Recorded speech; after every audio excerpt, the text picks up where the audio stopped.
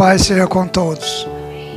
E dizer que é um prazer, uma satisfação estar mais uma vez aqui com os irmãos nessa escola sabatina no dia do Santo Sábado, dia do Senhor.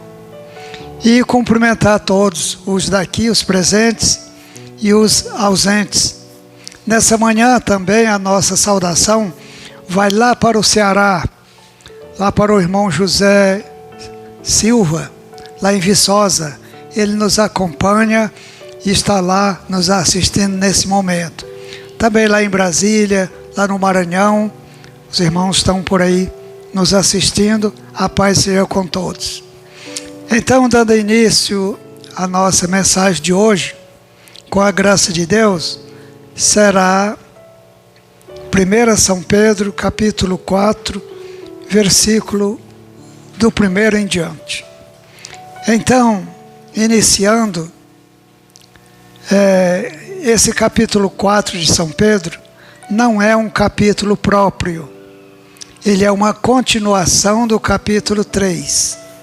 Já o capítulo 5 é um capítulo próprio, porque tem um título, tem um tema para o capítulo. Mas então, iniciando o 4, diz: Ora, pois, já que Cristo padeceu por nós na carne, armai-vos também vós com este pensamento, que aquele que padeceu na carne já cessou do pecado. Amém. Como é que nós podemos entender essas palavras de São Pedro? Todos nós sabemos já que Cristo padeceu por nós na sua carne. O sofrimento de Cristo todo foi na sua carne, para nos salvar, nos resgatar, nos comprar, nos redimir. Agora, pois, então, vamos usar esse argumento dele ter sofrido na carne por nós. Vamos manter esse pensamento vivo de que aquele, o Senhor Jesus, que padeceu na carne, já cessou do pecado. Mas como é que se entende? Ele cessou o pecado. Ele não tinha pecado. Mas o pecado em si, numa visão futura, o pecado já foi liquidado. O pecado já foi extinto.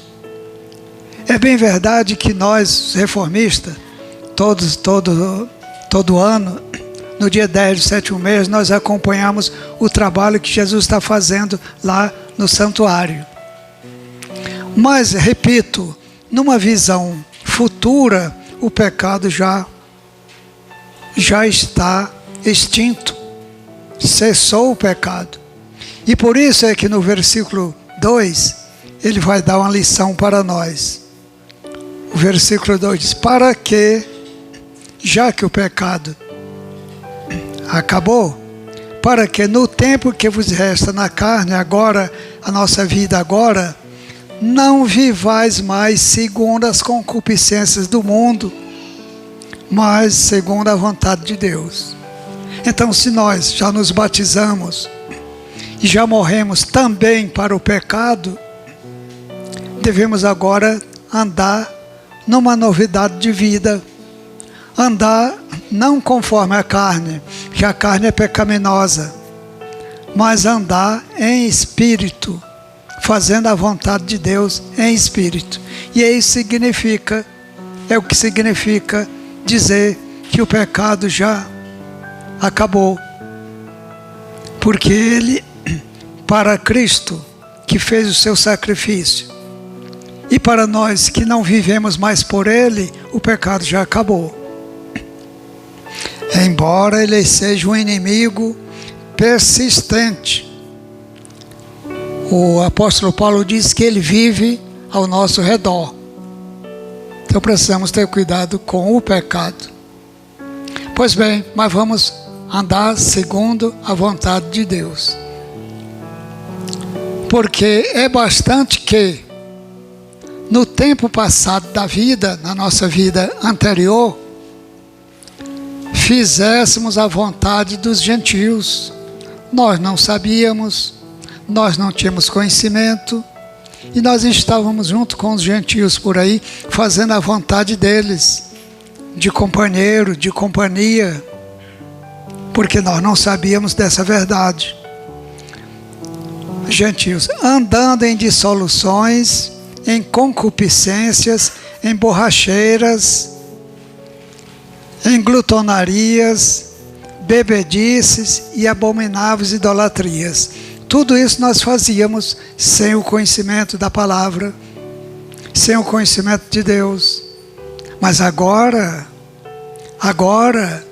que nós já conhecemos a palavra, agora que o pecado está morto para nós não vivemos mais no pecado, devemos ter uma vida de santificação na presença de Deus.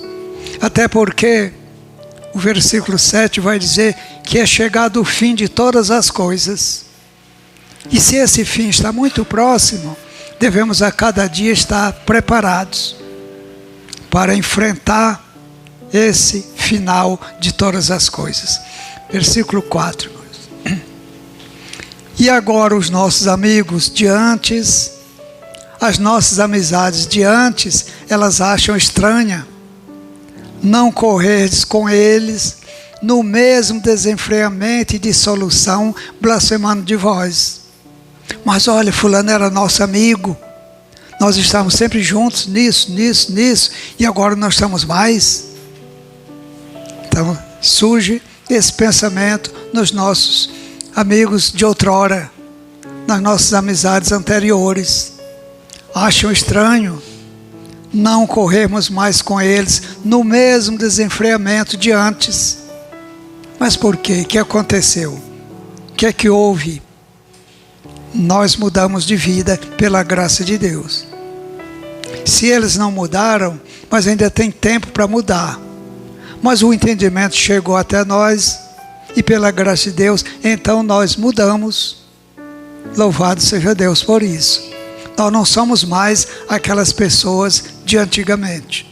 Somos novas criaturas na presença de Deus.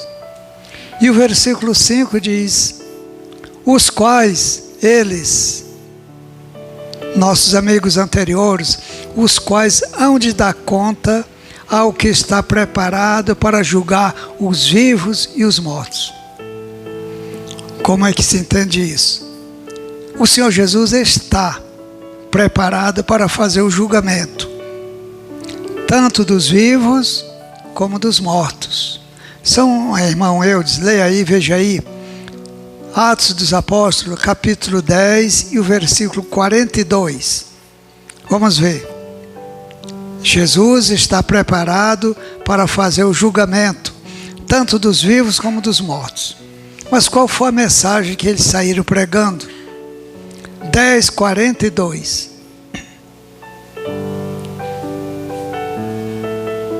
10:42 vai dizer assim.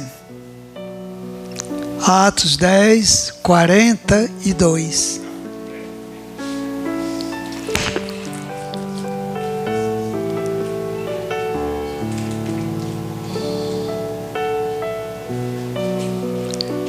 Está aí. Atos 10:42. São Lucas disse assim: e nos mandou pregar ao povo e testificar que ele, Senhor Jesus, é o que por Deus foi constituído juiz dos vivos e dos mortos. Então não há como escapar desse juízo. E o juízo já está acontecendo. Se nós estamos numa situação mais privilegiada, louvado seja Deus por isso. Porque nós estamos entendendo essa questão do juízo e estamos revendo a nossa situação perante o juiz, perante aquele que foi constituído por Deus para ser juiz dos vivos e dos mortos. Muito interessante isso.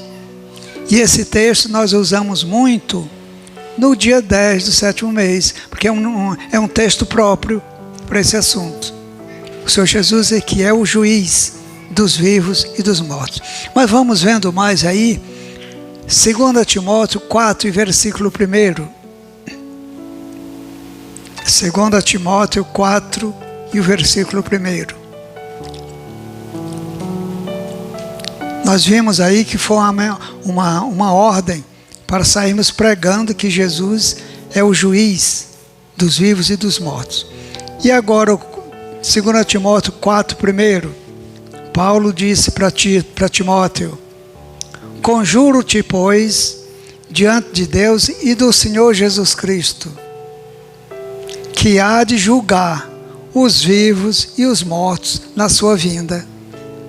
Está aí. Mais uma confirmação, 3 confirmações. A de São Pedro 4, 5, a de Atos 10, 42 e essa de Timóteo 4, 1. O Senhor Jesus é realmente o juiz dos vivos e dos mortos. Ele já está fazendo esse juízo e nós, pela graça de Deus, estamos acompanhando esse julgamento. Agora vamos lá para o versículo 5. Aliás, o 6 agora. Agora é o 6. Porque, Pedro diz, porque por isto foi pregado o evangelho também aos mortos.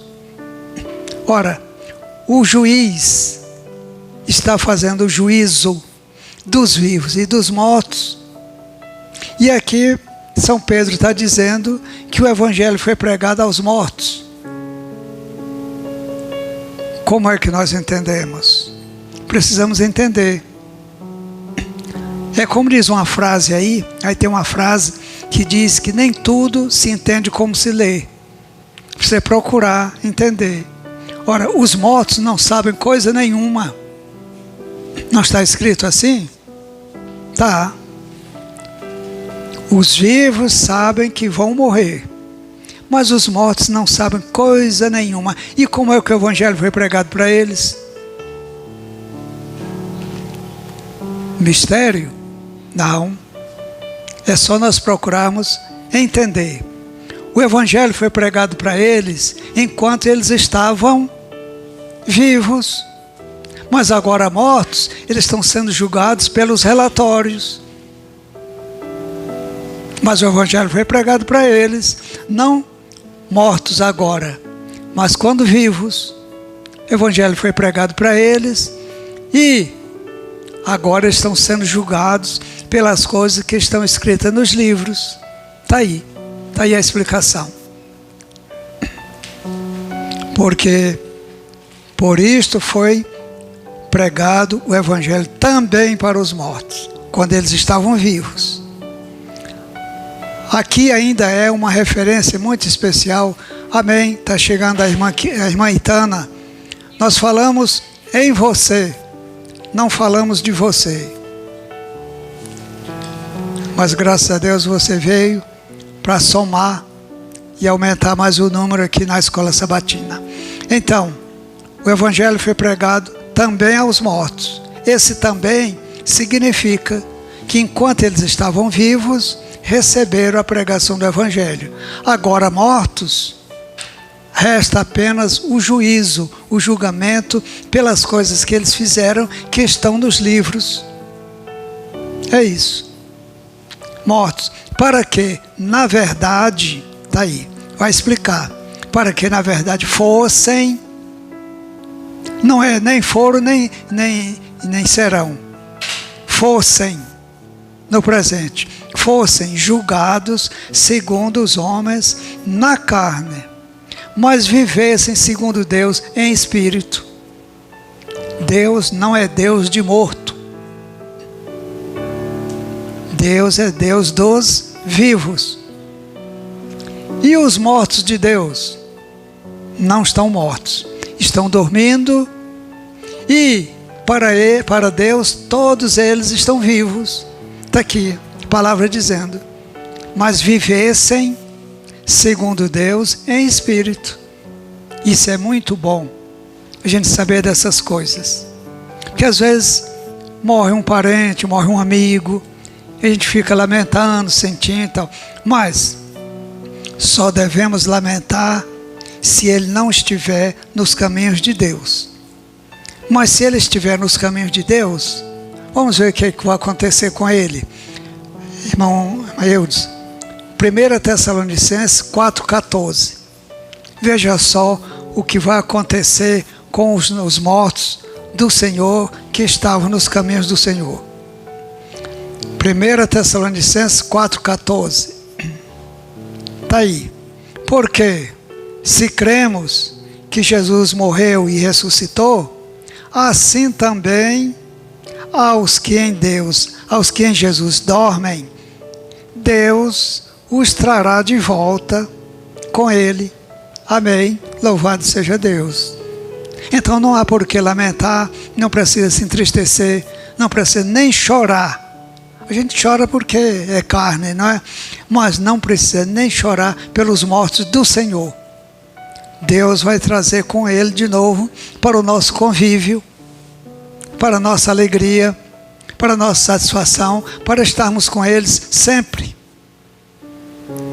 Aos que em Jesus dormem, Deus os tornará a trazer com Ele. Então essa é uma grande promessa.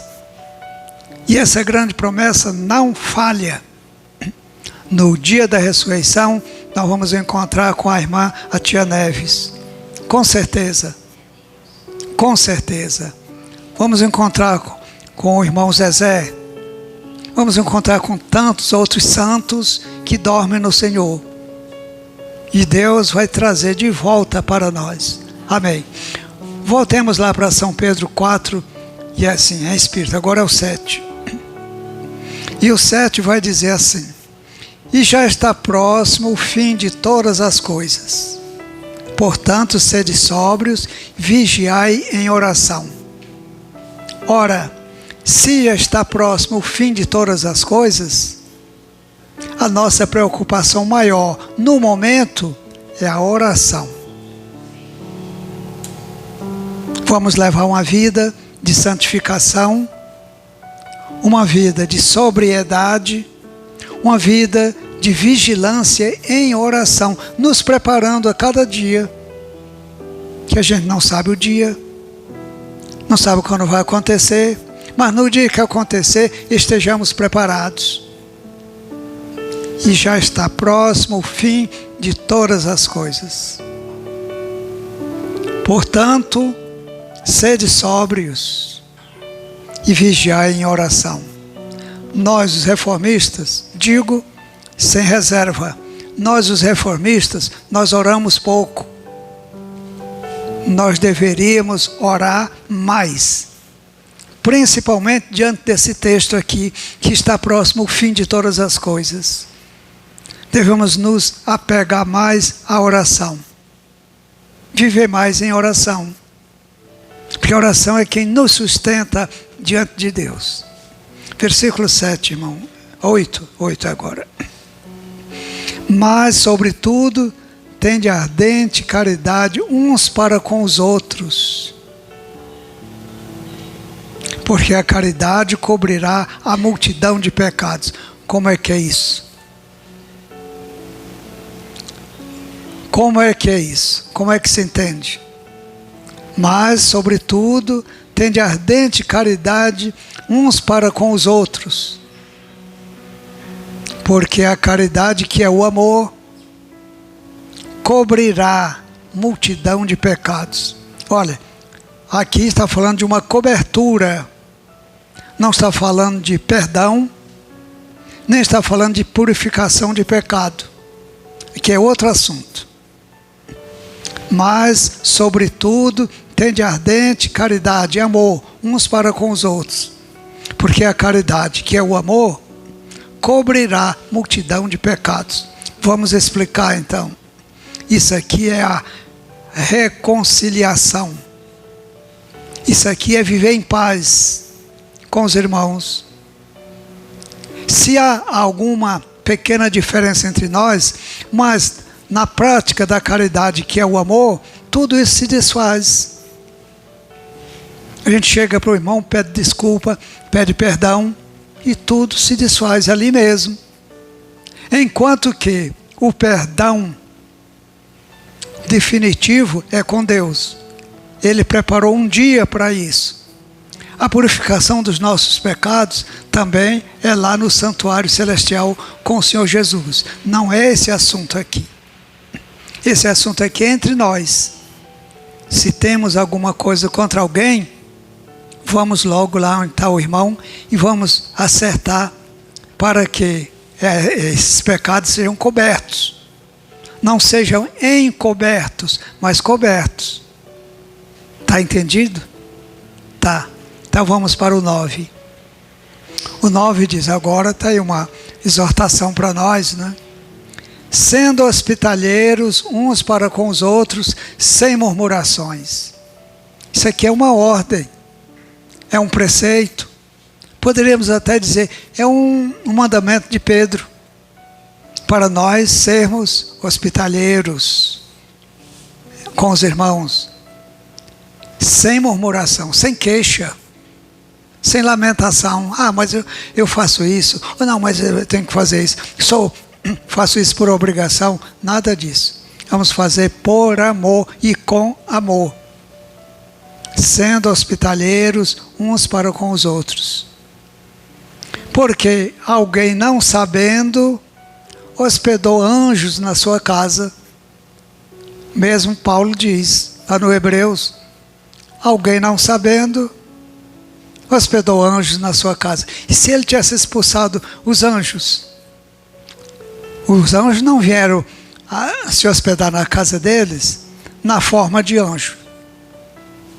Os anjos vieram na forma humana. E eles, Ló, por exemplo, acolheu os anjos com toda hospitalidade, com todo carinho, com toda bondade. Mas se ele não tivesse feito isso, teria expulsado os mensageiros de Deus da sua casa.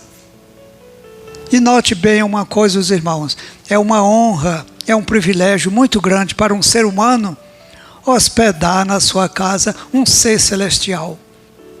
É muita honra. É como o Senhor Jesus esteve aqui na terra, não é?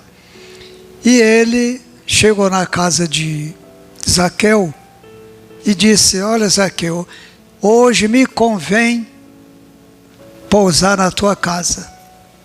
E foi uma honra muito grande para Zaqueu hospedar na sua casa o Filho de Deus. Amém. Mas vamos agora para o 10. E o 10 diz, outra exortação para nós, começando aqui do dirigente, do irmão, das irmãs, por mim também. Cada um administre aos outros o dom como recebeu. Vamos parar aqui. Cada um administre o dom como recebeu. Ninguém é sem dom. Vamos pensar isso. Ninguém é sem dom. Cada um de nós tem 1, 2 ou até mais dons. No mínimo, cada um tem um. E devemos fazer o quê? Administrar esse dom aos outros conforme a gente recebeu. Por exemplo, a irmã Miriam, ela canta, tem uma voz privilegiada, canta forte. É um dom que Deus deu para ela. Então, ela administra esse dom conforme recebeu, sem se exaltar, sem se orgulhar, sem achar que é mais do que os outros que cantam menos do que ela. Enfim, o irmão Eudes é muito perito, muito habilidoso ali nessas atividades dele. É um dom que Deus deu para ele. O irmão Maurício lá, uma capacidade daquela. Enfim, Deus deu para cada um dom ou mais de um dom. Cada um exercite esse dom conforme recebeu. Então,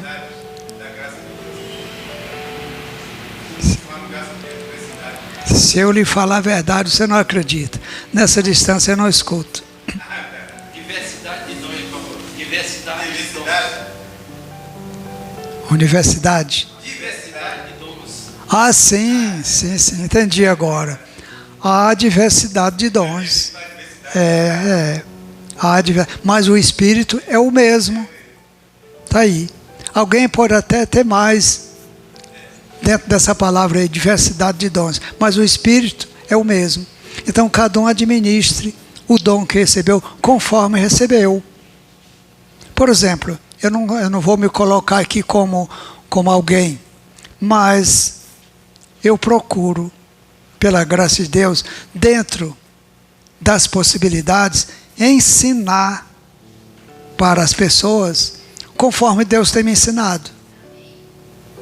Tenho paciência para ensinar, gosto de ensinar, principalmente quando eu percebo que a pessoa quer aprender. Eu não vou ensinar além do que eu sei, mas aquilo que Deus já me ensinou, eu tenho o prazer de ensinar. Amém. Então vamos aqui.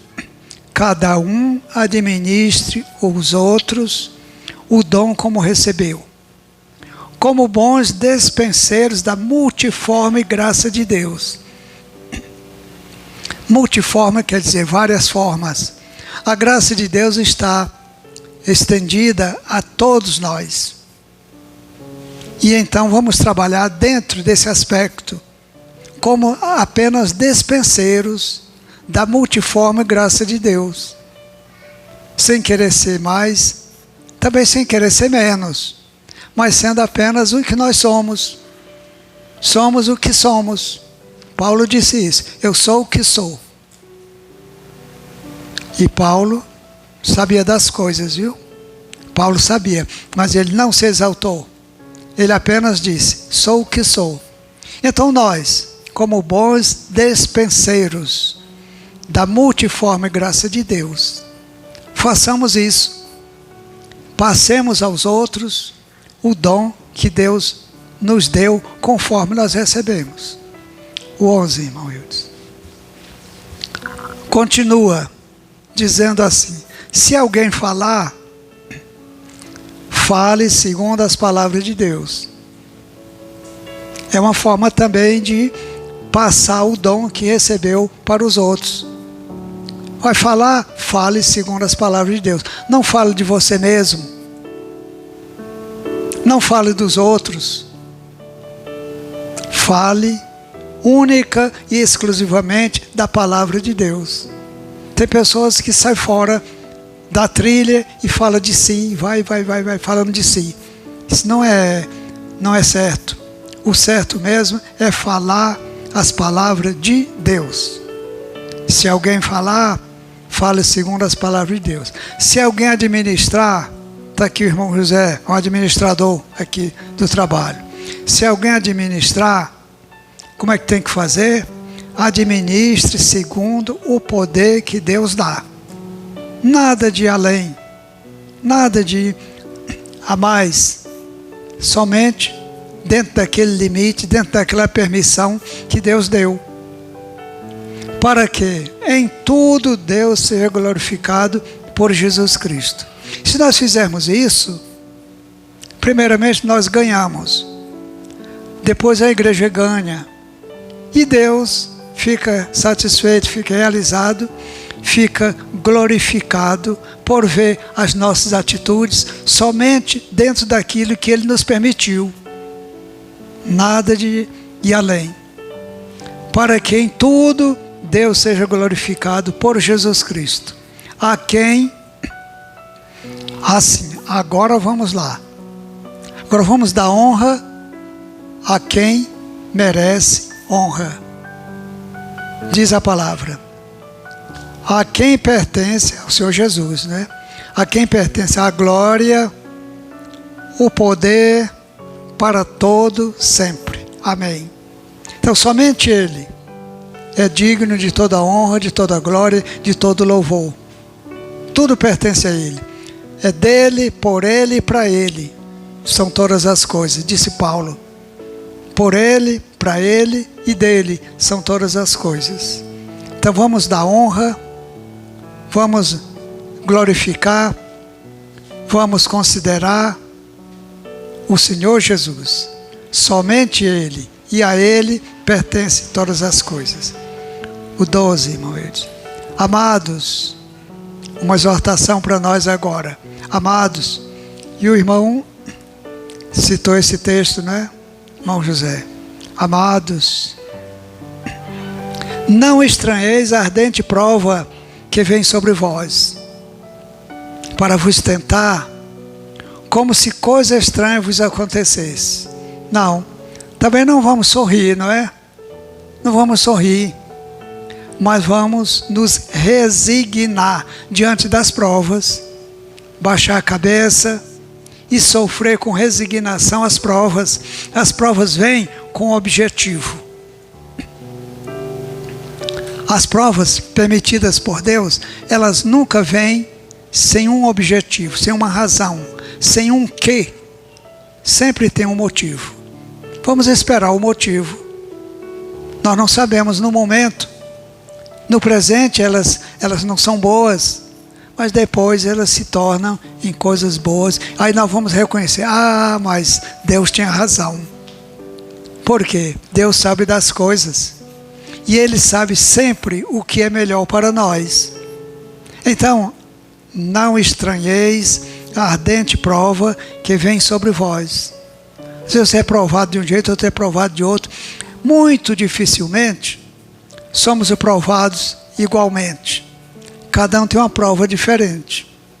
Mas não desanime, não murmure, não volte para trás, não abandone a fé por causa de uma prova. As provas vêm e passam.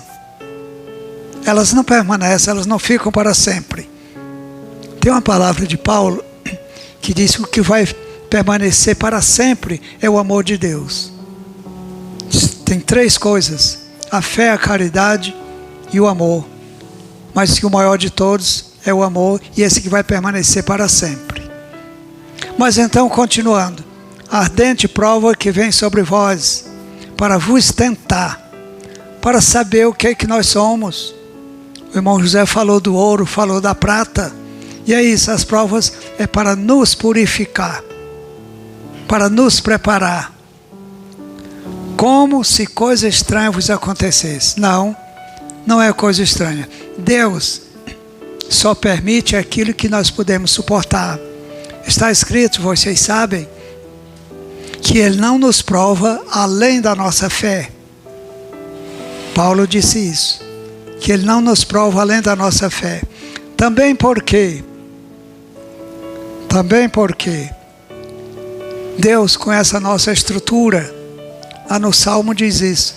Deus conhece a nossa estrutura. Ele sabe que nós somos pó. Então Ele não vai nos provar além daquilo que nós podemos suportar. O povo aí do mundo, diz um provérbio, que também é certo. Ele diz que Deus dá o frio conforme o cobertor. É isso. Mas então vamos para o seguinte. Agora sim, alegrai-vos no fato de seres participantes das aflições de Cristo. Se nós estamos sofrendo por amor à causa de Deus, então devemos nos alegrar.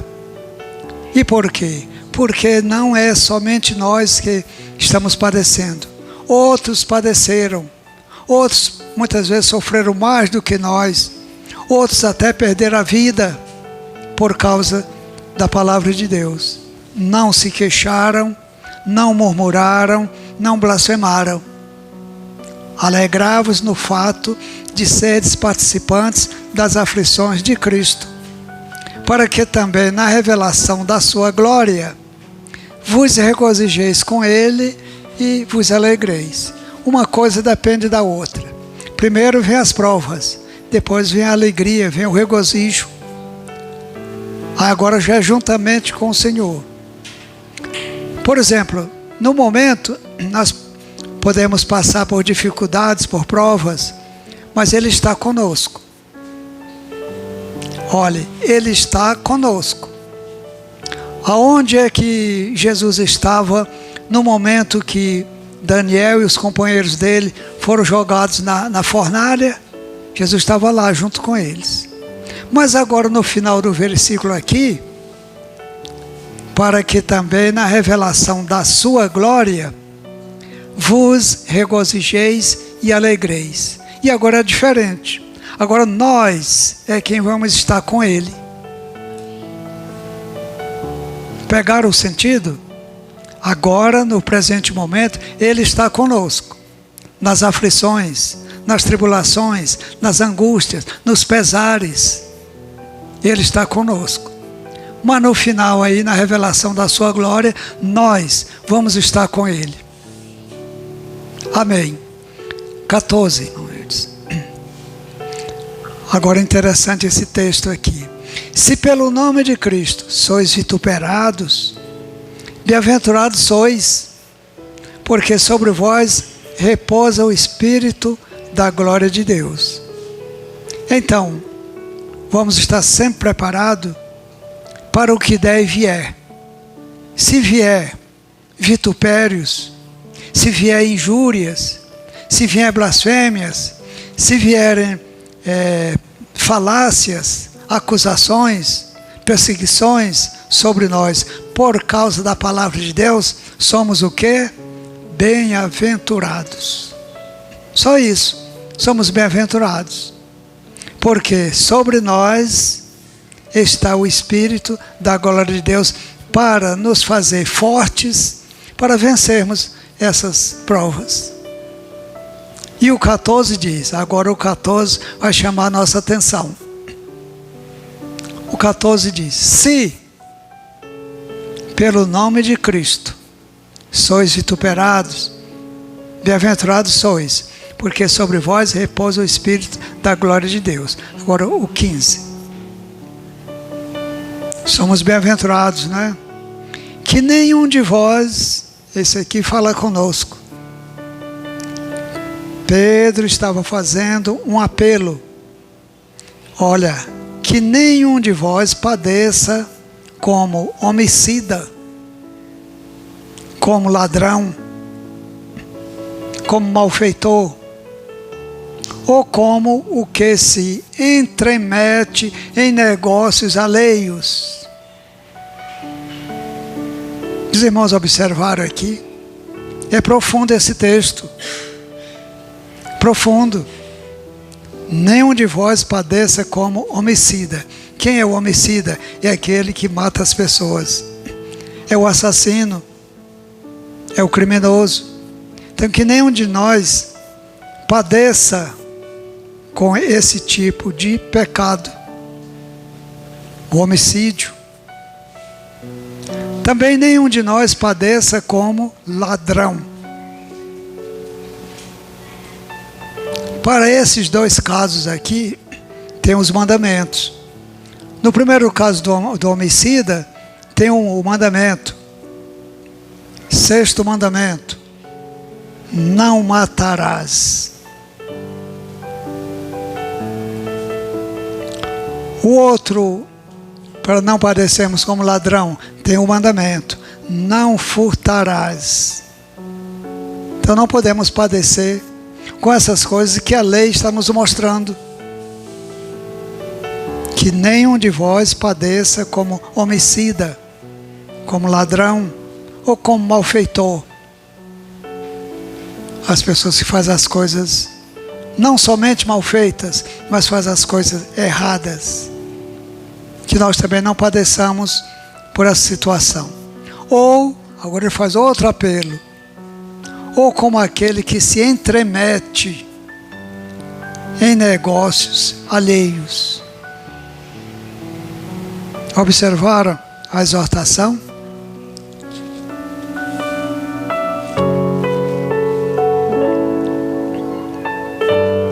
Entremete em negócios alheios. Mas como é que é isso?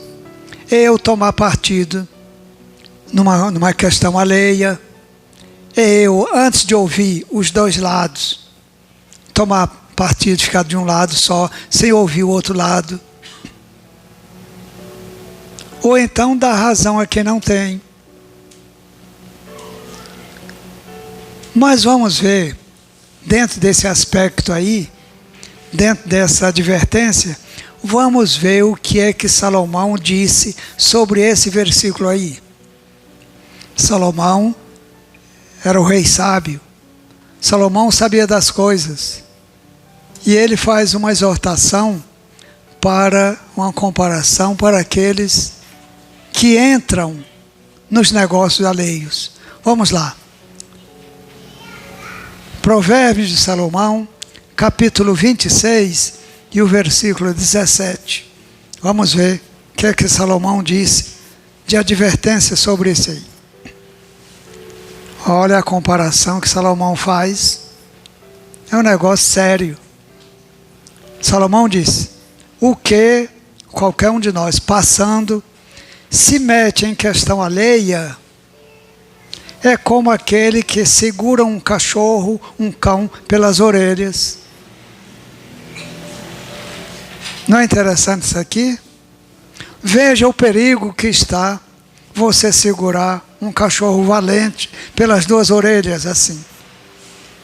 É um perigo, você está se expondo a um perigo grande, grave. Pois Salomão comparou, fiz essa comparação. Aquele que se mete em questões alheias é como quem segura um cão pelas orelhas. Mas agora não vamos entrar em questão alheia? Não, nós até podemos entrar. Mas ouvindo um lado, ouvindo o outro, e procurando dar razão a quem tem razão.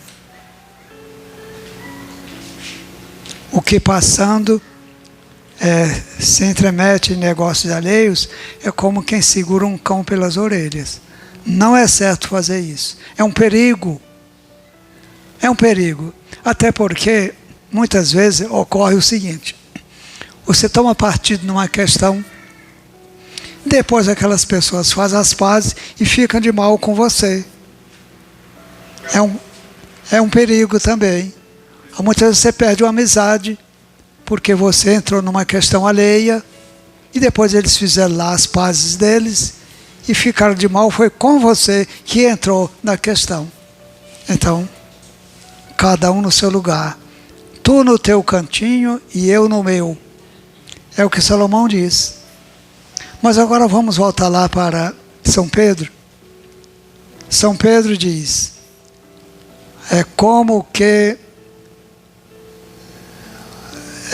se entremete em negócio alheio. Agora o 16, irmãos. 16 diz, mas se padece como cristão, não se envergonhe, antes glorifica a Deus nessa parte. Está aí.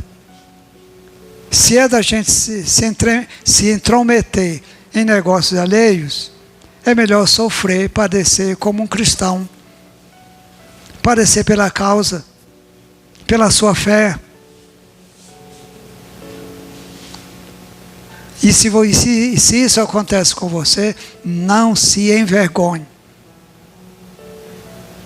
O que Paulo diz sobre isso? Paulo diz no Romanos 1:16, não me envergonho do Evangelho de Cristo, porque é o poder de Deus para a salvação de todo aquele que nele crê.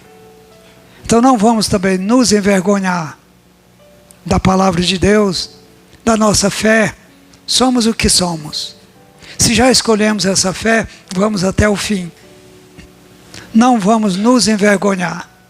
Antes, vamos glorificar Deus nessa parte. O Senhor nos escolheu para sermos o seu povo escolhido. Amém. 17. Agora entra outro assunto que fala muito sobre nós. Por quê? Depois de falar tudo isso, Pedro diz, porque já é tempo que começa o julgamento pela casa de Deus. E se primeiro começa por nós, qual será o fim daqueles que são desobedientes ao Evangelho de Deus? Então, meus amados, vivemos no juízo. Nós estamos aí há mais de 176 anos vivendo esse juízo, o juízo investigativo. E esse juízo começou e começa primeiro por nós. Depois é que é pelos outros. Mas essa primeira fase do juízo é nossa. Já é tempo, disse Pedro, que começa o julgamento pela casa de Deus. Não é pela causa, mas pela casa. Nós somos a casa de Deus. E o juízo é sobre nós, agora. E nós fazemos muito bem, todo dia estarmos aos pés do Senhor, orando, pedindo perdão por nossos pecados, e a cada dia 10 do 7º mês, estarmos também acompanhando o trabalho que o Senhor Jesus faz lá no santuário celestial, neste assunto do julgamento. Então já é tempo que comece esse julgamento pela casa de Deus. Agora, se primeiro começa por nós, qual será o fim daqueles que não estão nem aí para isso? Muitos nem sabem que existe esse juízo. Muitos nem sabem o que está acontecendo lá no santuário celestial. Muitos nem sabem que nós temos um advogado.